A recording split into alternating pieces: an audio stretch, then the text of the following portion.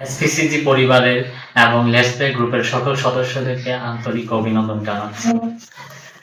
এতদিন পরে এসপিএল সম্পর্কে কিছু বলতে পারার সুযোগ পাওয়ার জন্য খুবই আনন্দিত। আমাদের এসপিএল এর যাত্রাটা শুরু হয়েছিল সেই 2014 সালে এবং সেটা অনিক ভাই, সজীব ভাই, ইমরান ভাই, জিএল এবং আমার হাত ধরে হয়েছিল। কিন্তু এসপিএল এর প্রাণ ভ্রমরা হিসেবে যারা ছিলেন, সামিউল, রনি, জুবায়ের, আরিফ, বিপ্লব, ওরা সবসময় এসপিএল আয়োজন করার ক্ষেত্রে অগ্রণী ভূমিকা পালন করেছেন এবং সকল দায়িত্ব পালন করেছে। এখনো তারাই লিডিং দিয়ে যাচ্ছেন।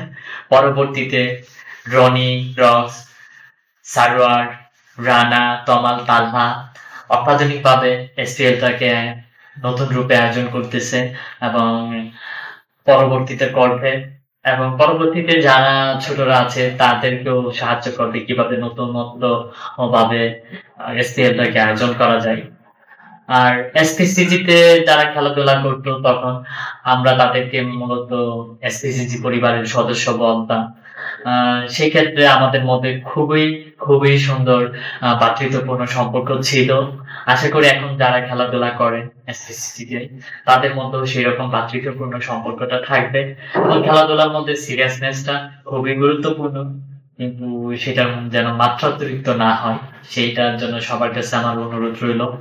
এবং যারা এখন বর্তমানে নিউ কামার আছেন তাদের কাছে আমার একটা অনুরোধ যে এসপিসিজি কমিউনিটিকে আপনারা এক্সপান্ড করেন।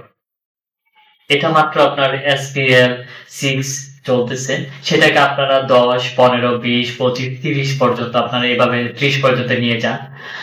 এভাবে যদি নিয়ে যান তবে আমাদের এসপিএলটা সার্থকতা থাকবে। আমরা হয়তো বা আরো বড় দূরে নিয়ে যেতে পারবো এই টুর্নামেন্টটাকে এবং পরবর্তীতে আমরাও যারা দূরে থাকবো তারা এসে আপনাদের এসপিএলটাকে উপভোগ করব। এবং সবার কাছে আমার আন্তরিক অভিনন্দন থাকলো যে আপনারা এসপিএলটাকে উপভোগ করুন। Let's play cricket with excitement and enjoy SPL 6.